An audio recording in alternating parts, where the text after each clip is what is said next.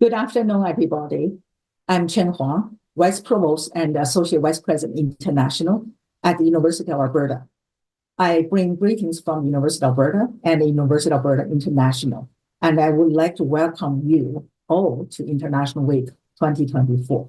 On behalf of the University of Alberta, I would like to acknowledge that we are located on Treaty 6 territory and respect the histories, languages, and cultures of First Nations, Métis, Inuit, and all First Peoples of Canada, whose presence continues to enrich our vibrant community. I'm happy to share with you that this is our 38th annual International Week. We have been celebrating since 1986, long before a lot of you were born. International Week, or IWeek, is one of the UOV's signature celebrations, featuring free events designed to integrate new thoughts, inspire discussions, and animate debates on current global issues. The UN Sustainable Development Goals are the theme for the week, as part of a university's strong commitment to creating a sustainable future for all the generations to come. We have seen a great turnout at the events that have happened so far, especially on Monday, as our panel of experts discusses eco-grief and climate optimism. And yesterday we hosted a screening of the documentary Boy Alert and a discussion of indigenous rights issues with one of the filmmakers, as well as UOV expert Dr. Paulina Johnson. We saw a wonderful turnout of over 260 engaged people. Tomorrow we will have a sold-out keynote by Supreme Court Justice Sheila Martin. But you can still join us for the 2030 Sustainable Development Goals game in the Lister Conference Center on Saturday afternoon. Today, we are very pleased that the 8th Annual Global Health Fair is part of our 2024 International Week. A special thank you to Ambassador Ray for joining us today, and to Dr. Andy Knight for being our host and moderator. Thanks go as well to the Faculty of Medicine and Dentistry, and to you, Dr. Lin, and the Global Health team, and Patricia, for putting together this wonderful day with so many amazing speakers and activities. I know you have put in a great deal of work to make this happen. And we are delighted to have this opportunity to collaborate with you. Thank you all for attending today's session. So Dr. Knight, now I will hand the mic to you. Thank you. Thank you very much, Jen. Before I introduce our speaker today, who is Ambassador Bob Ray, I'd like to explain how our audience interaction will work. For the question and answer period, which comes after the ambassador speaks, we will display a short URL, menti.com, and an 8-digit code on the screen. If you'd like to submit your questions, please do so by going to menti.com from any device and input the 8-digit code to do so. You'll need that code, and you do not need to have an app or an account. You can just go and input your 8-digit code. Our behind-the-scene moderator will receive your questions, and we'll put them to the ambassador. We'll do a sort of exchange between the two of us, the questions and answers.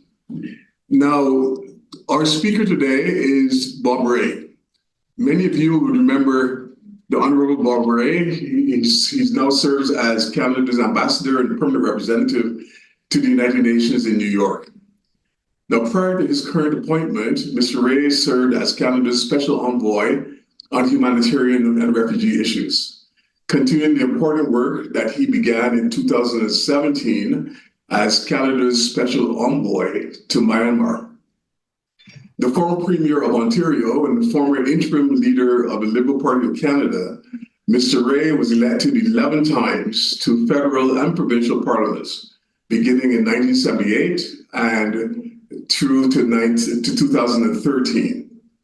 He stepped down as a member of parliament in 2013 to return to private practice and legal practice, and in particular to work with Indigenous communities and continue his work in education, governance, and human rights.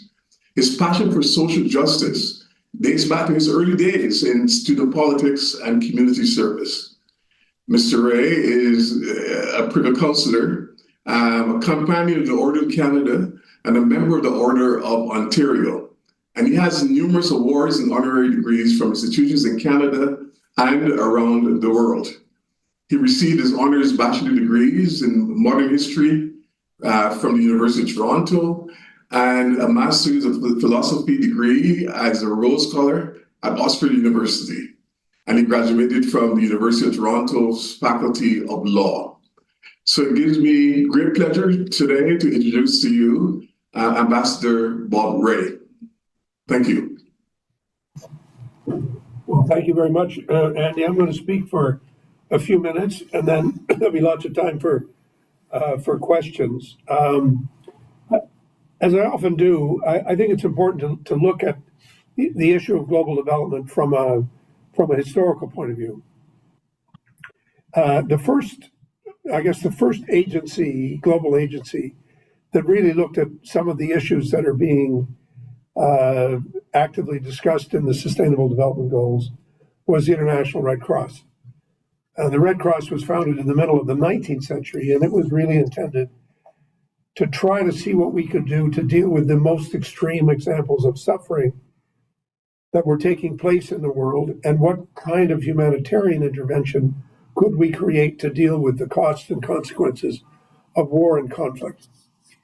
After the First World War, which was a disastrous conflict, Canada was one of the members, the League of Nations, and also one international organization, and the second international organization to be dedicated to international development, and that was the International Labour Office, which is still in existence today, the ILO, which still has its headquarters in Geneva, which is where the League of Nations was the first effort to try to build workers' rights, respect trade unions, and to see what could be done to use the bargaining power of trade unions to create a more level playing field when it comes to working conditions and health and safety, wages, but most importantly, establishing clearly the dignity of work and the rights of working people.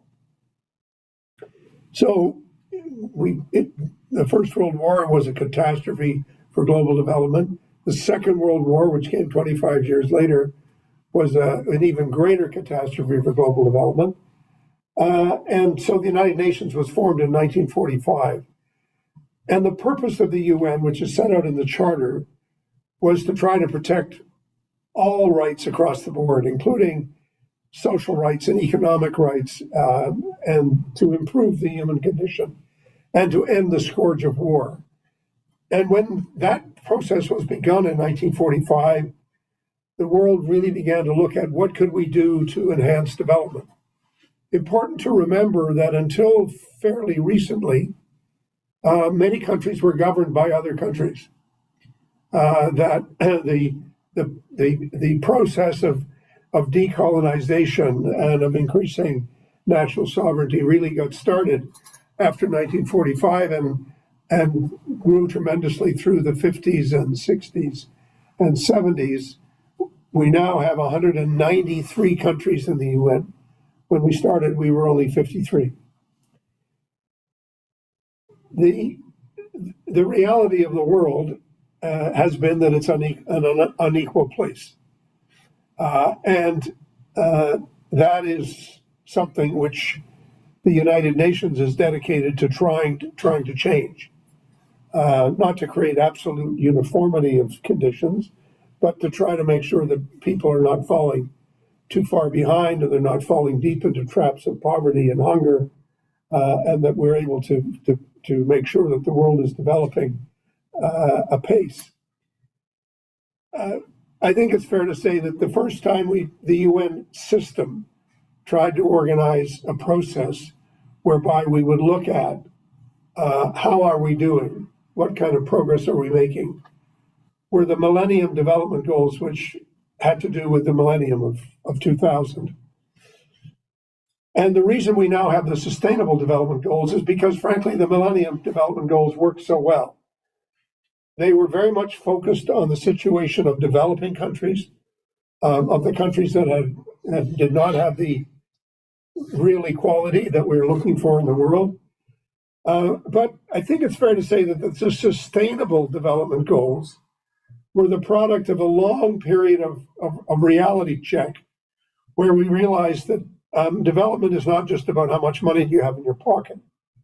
Development is about how much education do you have, how healthy are you, and also what is the damage that we're doing to the planet, and trying to make sure that the notion of sustainability, which really began to be widely discussed globally in the 1970s and 80s, would be built into a system whereby we would measure how are we doing. And that's why we now have the Sustainable Development Goals. And as you all know, we have 17 of them. And the question that now arises, and you've asked me to talk about, is how are we doing? So I'm going to show you this chart. You can see it. You can see it's green and yellow and red and gray. The green is the good news. The yellow is the okay news. The red is the bad news, and the gray is we don't know. We don't have the data to measure. So that gives you a sense. There aren't too many areas where the green is really growing. There are a lot of areas that are dominated by yellow and red, and there's way too much gray. So the short answer is we're not doing so great. When the development goals were passed and decided and ratified, debated, by the time we got there, it was around 2015. And so we established a goal of 2030. First thing you have to say is 2030 is an arbitrary date. So when people say you haven't reached the Sustainable Development Goals, you say, well, how realistic was the 15-year target? That's not an excuse for us to say we haven't done too badly, but it is a way of saying a lot of the goals that we're establishing are, if you'll pardon the expression, political goals, maybe even aspirational goals. And what we're racing with and dealing with all the time is how much time do we have before we really done real damage to the planet, and what are the things that are setting us back in the achievement of the goals? I think it's fair to say that there have been 3 or 4 big issues that have kept us back. The first is the fact that because of technological change, it seems that those countries that are doing well do even better, that their incomes go up, that their standard of living is improved, and they just keep on racing forward. And yet at the same time, there are some countries that have not been able to take advantage of the technological revolution and are still staying stuck way back in the pack. And there are a number of other countries that have been able to get some of their feet on the ladder that are moving up a little bit. But there's a few realities that have come home to us that I think make life even more difficult. The first was the pandemic, which came in 2020, and that has had a dramatic impact on slowing the achievement of the goals, slowed down global development, global prosperity, and has also created a health tragedy for a great many countries. We've lost a lot of people to COVID-19, and tragically, we're still losing them. We have not yet come out of the COVID era, although psychologically we may think we've emerged. Reality is not quite yet. The second major blockage, if you like, is climate change. Climate change has really slowed down a number of countries. It's created havoc because of difficulty in growing crops, difficulty in allowing people to get the food that they need, and difficulty in dealing with the impact of severe weather. We have a crisis of emissions. That's to say, too much stuff still going up into the air and getting stuck. And secondly, we've got a crisis of adaptation, the resilience factor. So we know, you in Alberta know very well, forest fires, floods, droughts. These are exacerbated by climate change, made much more serious, and have globally had a very negative effect. The third is conflict, the expansion of conflict, not the diminution of conflict. And conflict is a big killer of economic growth. It also stops us from doing some of the things we need to do to make the planet a better place to live. It kills lives, takes away people's well-being. It's a terrible thing, and it's expanding and growing, and that's a genuine problem. One of the things that is at one and the same time a consequence of all these things, but also a way of exacerbating the issue, is the issue of global displacement. People are being moved. People are no longer able to stay where they were, and they're being forced to move, and they're facing great difficulty. So you put all these things together, and you see how challenging it is for us to be able to meet the Sustainable Development Goals. But the challenge for us now is to recognize that there's a logic to the goals. And when you look at the 17 of them, they're all just sort of a to-do list for any sensible society. They're not capitalist goals or socialist goals. They're not Liberal Party goals or Conservative Party goals. They're just the goals that we would want pretty well any society that we were living in to be able to move. So basic things like no poverty, zero hunger, good health and well-being, quality education, gender equality, clean water and sanitation, affordable and clean energy, decent work, economic growth, industry innovation, building better infrastructure, reducing inequality, sustainable cities, responsible consumption and production, climate action, life below the water, life on land, peace, justice, and strong institutions, partnerships for the goals. These are all the elements these are the 17 that are in place for the Sustainable Development Goals. We're supposed to, under a UN resolution, reach there by 2030. I think we all know we're not going to be able to do that, partly because of the setbacks that we've faced, partly because we may not have been completely realistic in how big a challenge we were setting for ourselves. So what we're dedicating ourselves to these days is saying, how can we get these things back on track? How can we recommit to achieving and making progress in these areas? And how can we measure better what we're doing? How can we collect more data to make sure we're getting there? And how can we integrate them into our lives? For me, the most interesting thing about the SDGs, as we call them, is that unlike the Millennium Goals, which were really for developing countries only, because the assumption was, well, the advanced economies, you guys don't need any of this stuff. But what we've learned is that we actually do all need them. There is no rationality to having a smoking section on an airplane. But Andy Knight and I can remember the time when there was such a thing. It's ludicrous, right? Yeah, because you say, well, that's an enclosed space. But hey, guess what? So is the atmosphere. The world is one. We have global problems. We need global institutions. We need global measurements. We need global policies. And I have to say that I think one of the other reasons why we've fallen behind is that we've not been, as a country, Canada and every other country, has not been concentrating enough on what it is that it will take to get us to sustainable development, not just for me, not just for my neighborhood, not just for my city or my province or my country, but what will get us there for the globe. Because the suffering we're seeing and the challenges we're seeing are global. They don't know any borders or boundaries. They are just there as global realities. So we have to be part of the challenge of getting out of the doldrums, if you like, that we're in.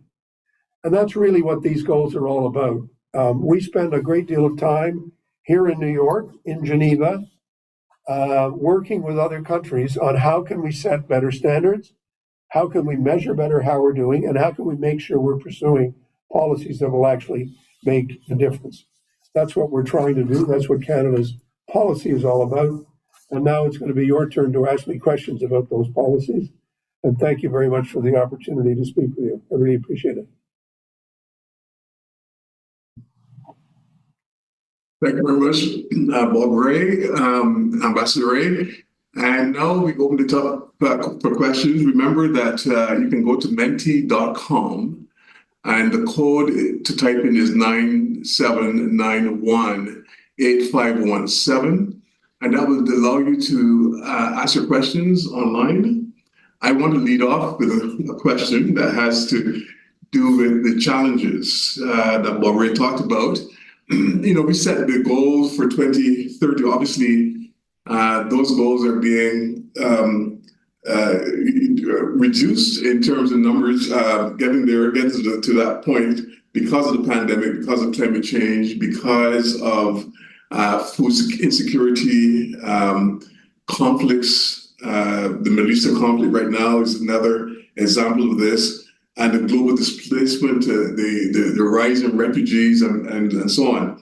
And of course, the globe has to be treated as one place. I mean, we can't afford to have these problems continue. And I know that the 2030 goal has been probably a little bit ambitious. Do you think that we ought to be revising that date to give us a little bit more time to achieve some of these goals? Well, I don't know whether people want to do that or not. My sense is that that's not the current appetite. The current appetite is to keep going and to do whatever we can to make progress. I mean, I think we need to understand that on an issue that's as clear as climate change, for example, we're not there in terms of reducing emissions.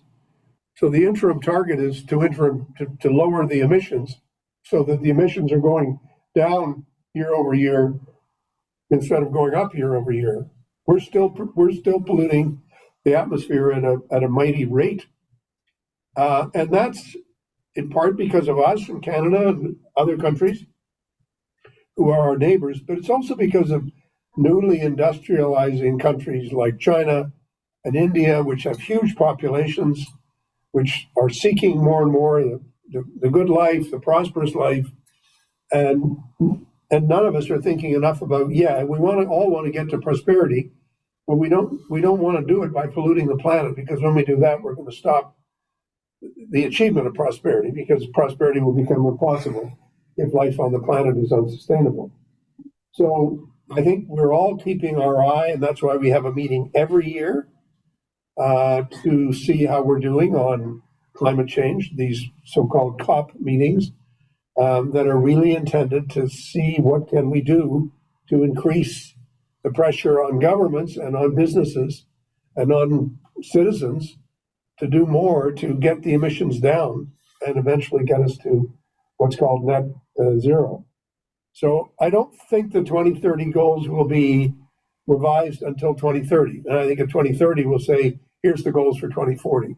Because these goals don't stop. It's not something you say, I've made it, I've achieved it. Because none of them are totally achievable. It's a struggle that we're all in, and we have to understand that that's the way it goes. We have a great question from the audience. Of course, Canada has an obligation to report on its progress towards supporting this SDGs. How is Canada doing right now? I mean, I know you said we have to report back to the UN on how we're doing, but how is Canada doing in your opinion? I have to be careful. I like my job. I want to keep my job, but I would say uneven, to be blunt. I think there are certain things that we've done better, and I think the facts will bear this out. I think we're better nourished. I think we're doing better in terms of broad standard of healthcare. I think we're doing better in terms of education. I think we've fully committed, whether we're fully there or not. I don't think we are, but we're certainly committed to doing more on ending discrimination against women and girls and finding ways of doing better. And as I go down the list, I think you can say we're doing better. Where are we falling back? Well, housing would be a very good example where we really aren't doing as well as we should be to make sure that people are well housed. We've taken a lot of people out of poverty, but we still have people in poverty. We've made real improvements mainly because of programs like the child tax credit, which have made a real difference in how we're doing. So when our government made its presentation last summer, which you can see online, to the committee of the UN, the Economic and Social Committee of the UN, which looks at how we're doing and at the national assessments, we did not paint a picture that was entirely rosy. That was said we're perfect, we have nothing to worry about. Our emissions are still going up, as I've said. I also think that one of the other things that we pointed to was the continuing issue of inequality between Indigenous and non-Indigenous Canadians, inequality between different parts of our country. So you can create a report card that I think shows we're doing better in some areas, not as well in other areas. But I think the main challenge we face is really creating this understanding that we share life on this planet, that we have to be thinking in a more circular, sustainable way about how our economy will work, that we can't just create pollution and say there's no problem here, and that we have a job to do to make sure that all of our lives are fully sustainable. So we've still got work to do. Yeah, on the issue of, Ambassador, on the issue of migration, which I think is a major challenge, especially in light of the conflicts that we see around the globe, which is pushing people out of conflict zones and into places like Canada. Why is Canada not doing more to take in and accommodate Palestinian refugees compared to their approach towards, say, Ukrainian refugees? This is one of the questions that have been asked from the audience. We have increased immigration from Gaza in response to the crisis in Gaza. We've increased the possibilities for family reunification. And I hope we can continue to do more in that area. I think we need to do more. One of the most important things to know is that Canada per capita is doing more in this area than almost any other advanced economy. Now, that doesn't mean we don't have to, that means we can stop. No, we can't stop. We have to keep going. But it does mean that we need to understand that Canada alone is not going to solve the displacement problem as a result of what's taken place in Gaza. Whatever we do in conjunction with others, with our UN partners, United Nations High Commission on Refugees, other organizations. That's what we have to do. The only statement I would make about your comment about displacement, which is a very important phenomenon, I began studying it closely when I was the special envoy on the Rohingya, is that people mainly go to their neighbors. They don't come to us. We don't have a huge number of Rohingya refugees in Canada. In my opinion, we should have more, but we don't have that many.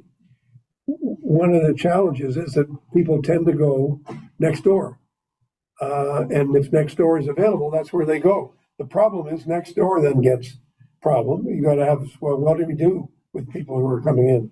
So whether you're going from Venezuela to Colombia, or you're going from Ecuador to Brazil, or you're going from Sudan to South Sudan, or you're going from South Sudan to Kenya, you've got to think about where is this stopping point, and how do we make sure that these countries are able to take care of the people who are coming in?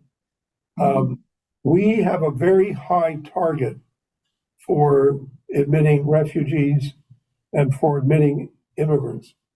Per capita, we're one of the leading countries in the world. But what we need to understand is that this is actually beneficial to the Canadian economy and beneficial to our economic growth and to our social inclusion. So, I mean, I think that the high numbers of immigration we've seen over the last few years, frankly, are great news. They're great news for Canada because we're able to take people in and they're able to contribute right away to our communities. And that's a very positive thing. Thank you, Ambassador. One of my students I can see here submitted a question. She says that this seems like an issue that is very large, and they want to know how can individuals, such as students in our classes, do something about this particular problem of SDGs? How can individuals act on these? That's a great question because the SDGs are global and they're national and they seem to be very far away. But when you think about it, you got to ask yourself the question, look at the goals and say, how can I help end poverty? What can I do? How can I contribute? And you go down the list and say, how can I contribute? And they all require local action, local initiative, ways in which you can get involved on the ground in your communities to see how you can help other people, to see how you can demonstrate your kindness, how you can ensure that the policies we have on everything from fishing to education are truly sustainable and are not going to lead to environmental degradation and an end to biodiversity. So these are all practical examples, ways you can get involved in community organizations in order to be able to make a difference. So I would urge you not at all to think that these things are too far away for me.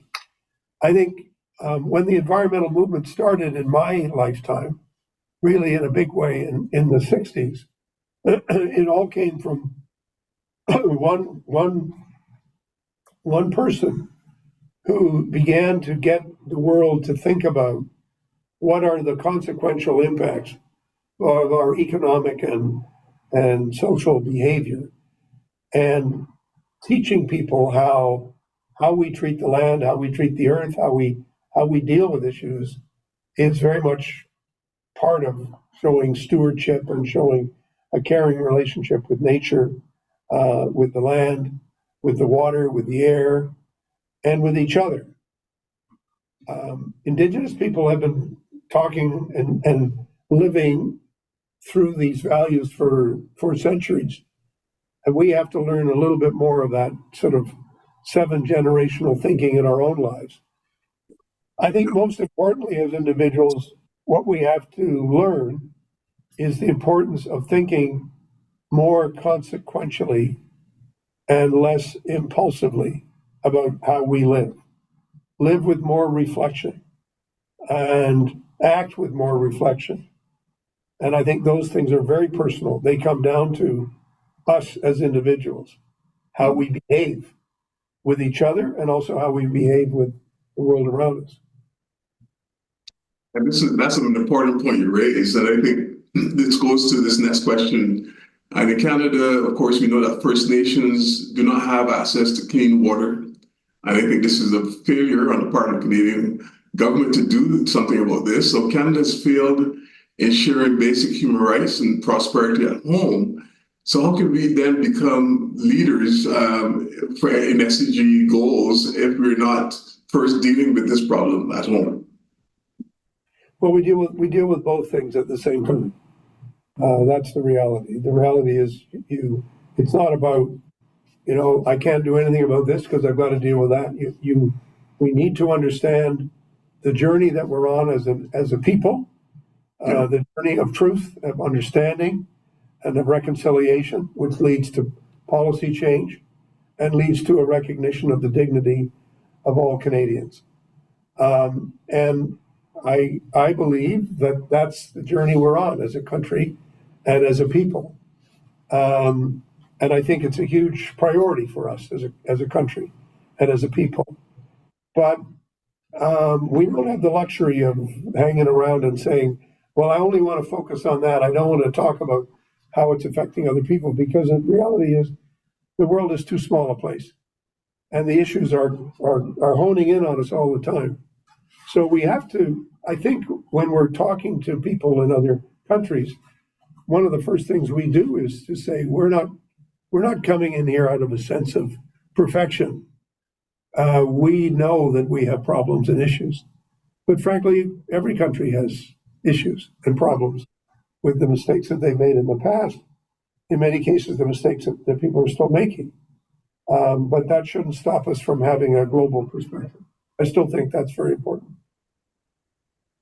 Yeah, I think you have been very good in terms of pointing out not just the strengths of Canada in meeting some of the goals, but also some of the weaknesses. You talked about housing, you talked about the fact that we're still not yet where we ought to be with respect to elimination of poverty, and particularly inequalities within society.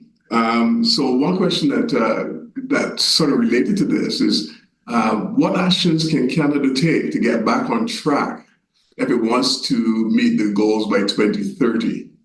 Will there be new goals set after 2030 if we don't meet particular goals? Will we then go revise the timetable for meeting those goals?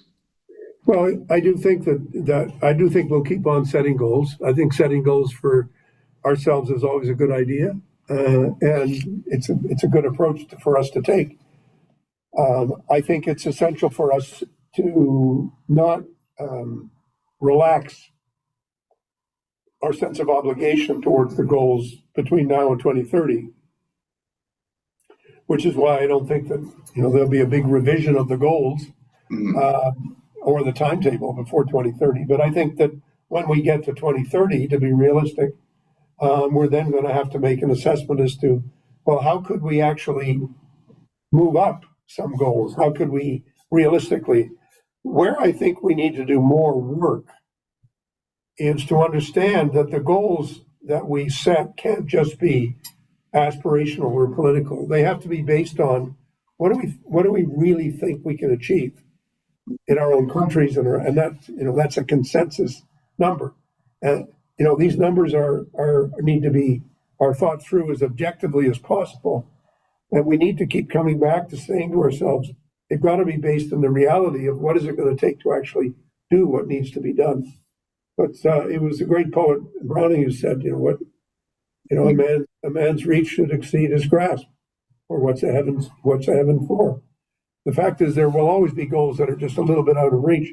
It doesn't mean we don't try to reach them. Right. I think that's the spirit we should get into this with. Yeah. There's a very discussion that came up just now. There are some groups within society that are actively impeding the SDGs. Is there any accountability structures put in place to deal with those individuals or groups that are impeding the SDGs? Because the rest of the global community who are working towards making a better change are being, stymied by those individuals that are trying to push back on the SDG goals. Well, I think when you put them all together, when you put all the goals together, I do think, we do have laws. We do have, we do have laws. Something as simple as fishing laws. We have fishing laws. If you look like you're behaving in a way that's going to damage the fishery, you pay fines, you pay a price, you're held accountable. Yeah. I think one of the things that's implied in your question is a really important one, and that is that our accountability structures for how we're doing are not as strong as they need to be. This isn't just true for the SDGs; it's true globally. International law is not as strong as national law, doesn't have as much backup, not getting enforced well enough. But I do think we need to understand that there are those companies and those people who are making money from pollution. And we need to understand that pollution comes with a price.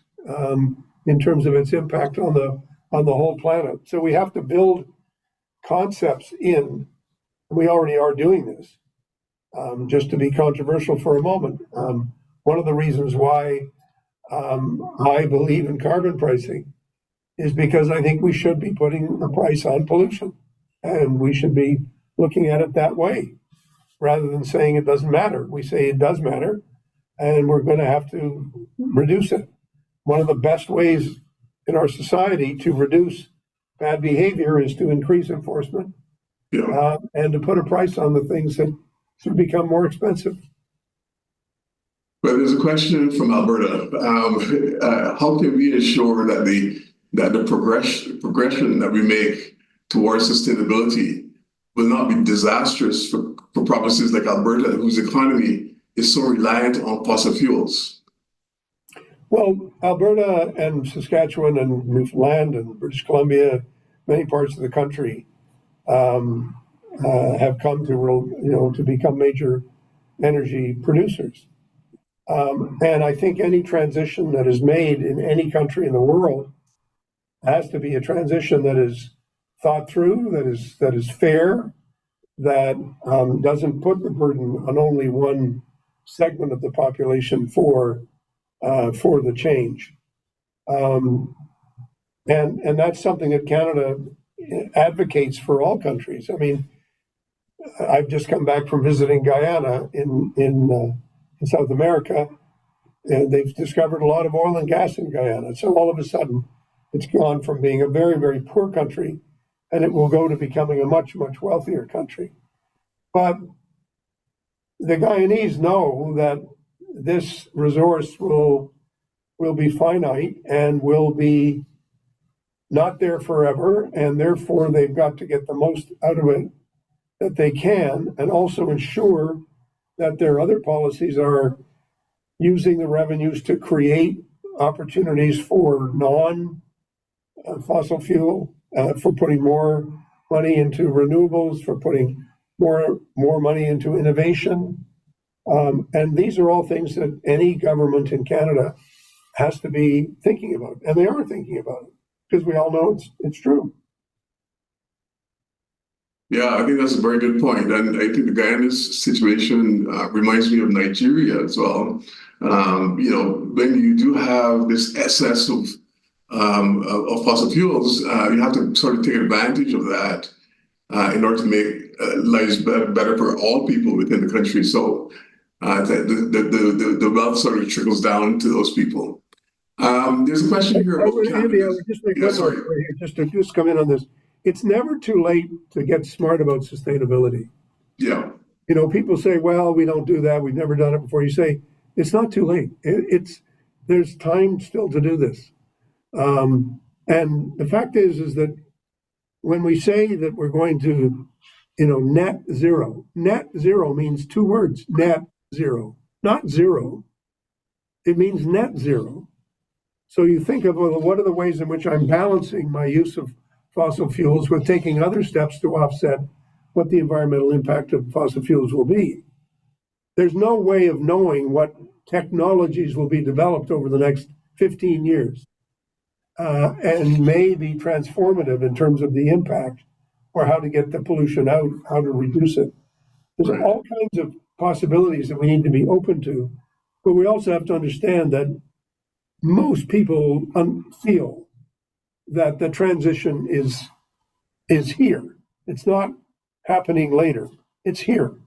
And you've got to plan the transition in a way that's as fair as possible to everybody. Nobody's talking about stopping everything in its tracks. People are talking a sensible, fair, just transition. Yes, I think that's very important too. Now, Canada's position on the United Nations General Assembly votes, especially taking into consideration our commitments and obligations related to SDGs. Do you see times when our voting record diverges from our commitment on SDGs? Well, I mean, they can always have an argument about it, but generally speaking, I don't think so. I think we try in the work that we do to be consistent in the presentations that we make and the policies that we advocate. And in the negotiating positions that we take in the COP negotiations, for example, I mean, we get questioned every time about our policy on any given subject matter, but I think it's important to stress, and the one area where I think we're vulnerable as a country is, well, are we doing enough to invest in development in sustainability? Are we globally? Are we doing enough to sustain in the just transition? Are we doing enough to invest in what we need to be doing? It's not so much voting, I think, as it is the consistency between what we know needs to be done and what we ourselves are apparently prepared to do. And that challenge is always there. Mm-hmm. Now, there are some parts of the world that are doing better than others when it comes to SDGs. What are some of the successes in other parts of the world, which Canadians can learn from, which Canada can learn from, do you think? Well, I mean, I think many of the Europe, I think the most logical place for us to look and understand what the potential is many countries in Europe, which started the energy transition earlier and have moved in a much bigger way to renewables than we have. They're not entirely like matchable with us because they're smaller countries in some cases where there's a much larger population that's much closer together. They don't have the same geography that Canada has, and I think that's something we have to understand and explain to people as we look at areas in which people have done better. I think there are countries that have done better on providing more advanced childcare opportunities, daycare, and educational opportunities for younger people. Some countries have done better on their maternal leave policies than we've done. I mean, you can go down the list. There's lots of policies that are more advanced than ours. I've always said that the level of social cohesion that we have in our society, insofar as it depends on our ability to pay for it, requires levels of taxation, which I think we have to begin to say, well, that's not just an imposition. That's what's required of us to get to where we want to get to. Right. But I would observe that the tendency is to criticize governments for spending money, but also want to have lower taxes, which, as we all know, is ultimately financially unsustainable. Sustainability is important as a financial element. What is sustainable from a financial and fiscal point of view? And that, I think, is part of the balance that is important for us to strike. Yeah. That raises another question which comes up from the audience. Governments in Canada are struggling with higher costs and tighter budgets. How can we promote funding of international aid in the face of these current economic challenges? I think this comes at a time that we are being asked to pay more at the international level. But how can we do this in light of our own struggles to deal with higher costs and tighter budgets? Well, a good question. And I ask that question of my own government, and I have a very lively discussions with them about this challenge. But one of the things that we need to understand is the world is getting smaller, and we should not make the mistake of thinking that the money that we invest in development is for other people. It is not just for other people. Right. Money we invest in development is for us. It's for our prosperity. How can we expect people in other countries to pay for the goods, the food, the services, the inventions, the exports that we have, if they're getting poorer and poorer, and if they're living in conditions of conflict, and there's risks of what it will take for them to live day to day? We don't benefit from having a dangerous, violent, impoverished world. That does not benefit Canada. That comes at a price to Canada. And it's a very direct price. And The second point I'd make is our economy is totally much more than our neighbors to the south, the United States. Our economy depends on others. It depends on the state of prosperity in other countries. So our commitment to the UN, to multilateralism, to global prosperity, to doing more with and for others it's in our interest to do this. It's a good investment. It's an investment we need to make. Yeah, I have a question here that talks, first of all, thanking you for the fantastic talk, Ambassador Ray, but also asking about conflicts. Conflicts are obviously a major challenge. Some would say that they take away too much of the world's funds that needs to be placed in development in other areas. We end up spending large amounts of money on armaments and dealing with conflicts.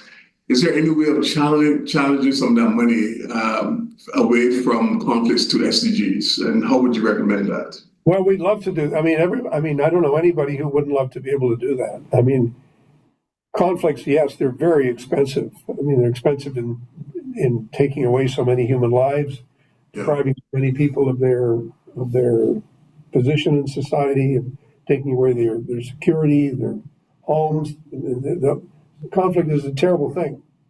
War is hell, and that's true. At a policy level, the problem is, what do you do when there's a very aggressive government like Russia that decides to invade its neighbor? Do you say, go ahead? We're too preoccupied with ourselves to get involved in that? Or do you say, that's wrong and we're going to do something about it? And as soon as we say and do that, it costs money. And we're spending money on tanks, we're spending money on guns, we're spending money on refugees, we're spending money, and the whole thing is hugely expensive. But in some cases, I'm not quite sure what choice we have. And that's being very honest with you, that's one of the dilemmas we have. How much do we invest in defense? Well, if investing in defense actually prevents conflict, then that's a good investment. But if it fuels conflict, then that's a question that we need to ask ourselves. But again, I think it's important not to be thinking in too short-sighted a way, to try to be thinking a little more practically and in realistic terms about, well, how do we create a safer world if we're not prepared to spend money on policing globally as well as at home? Mm-hmm. Yeah, this other question has to do with climate change, and it reminds me of Prime Minister Mia Motley from Barbados, who keeps hammering home at this problem as being very, very, very much an existential threat to countries like Barbados and small island states.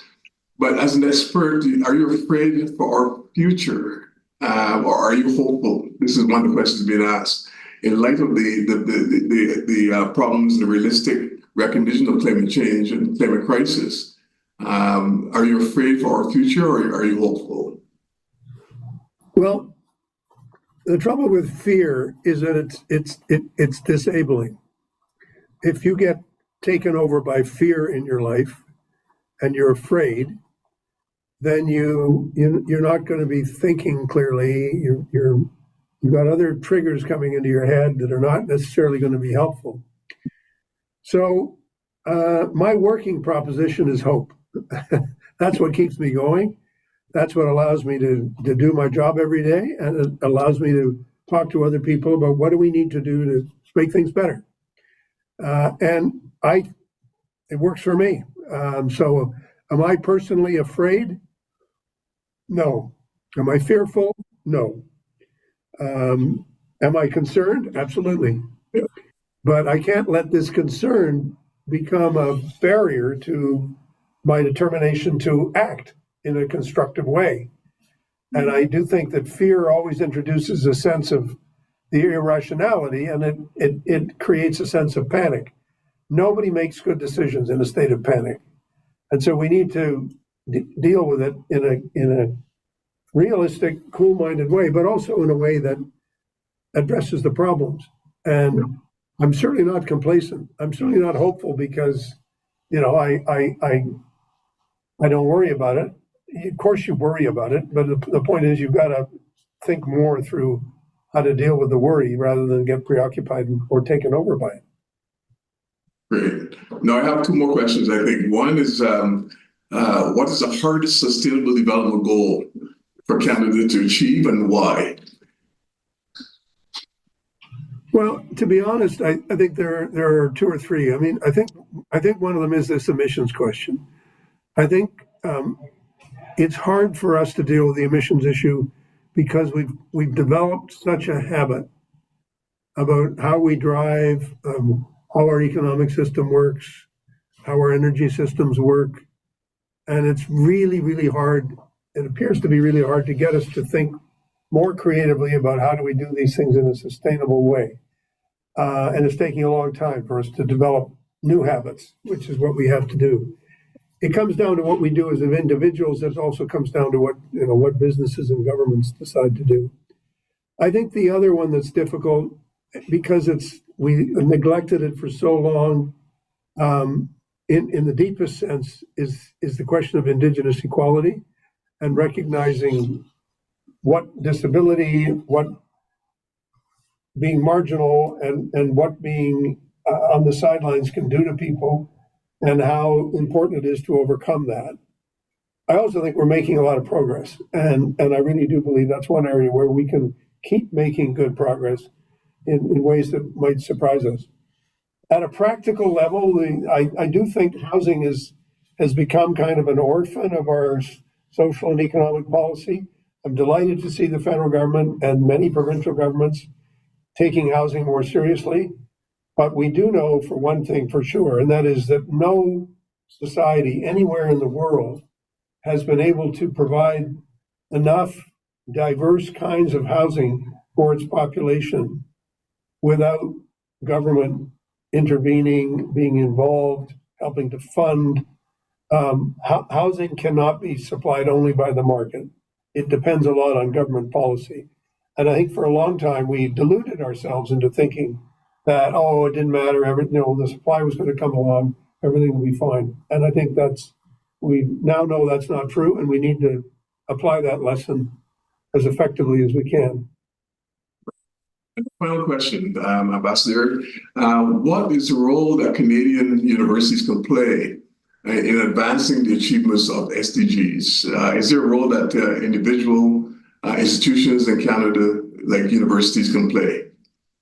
Well, the first one is to adopt the goals. Right. I'm really struck by the number of institutions across Canada that talk about the SDGs, that talk about why we're doing this, why are we doing this, why are we changing our housing policies, why are we changing our heating policies, what are we doing about diversity, and what are we doing about inclusion, what are we doing to create greater equality. I think these things are driving a lot of institutions, not only in Canada, but around the world. I think our municipal governments have to embrace them. I think our kids need to embrace the SDGs when they're very young. We need to teach these things in school. And more people need to just say, these are not abstract rhetorical things. These are the world's to-do list. This is my to-do list. This is my municipal government, city government's to-do list. It's my university's to-do list. And that's how we have to be thinking. So yes, embracing by every institution is really critically important. So thank you very much, Ambassador Ray. This has been a wonderful opportunity to have this exchange with you. And I think we benefited a lot from what you had to say. So I want to thank you and also thank the organizers of this event, including the University of Alberta International, as well as the Global Health folks who have been working very, very hard to make sure that you are here. We wish that you could be here in person, but we understand the difficulties of doing that today. But thank you very much for everything that you've done. Thank you. It's great to be with you. I really enjoyed it. And actually, this is my second engagement with the University of Alberta in 3 days. So I don't know what happened, but it's when I saw it on my schedule, I said, no, I already did that. They said, no, this is another one. Maybe you need to move here in Alberta. Well, Thank you for I'm open to office. I'm still working here, but after that, anything can happen. Thank you very much. Okay, so thanks to everyone for joining us. Thanks to the audience for participating. Excellent questions from the audience, and all the best. Thank you. Thank you, Andy. Thanks, everybody. It's good to be with you. Thank you very much.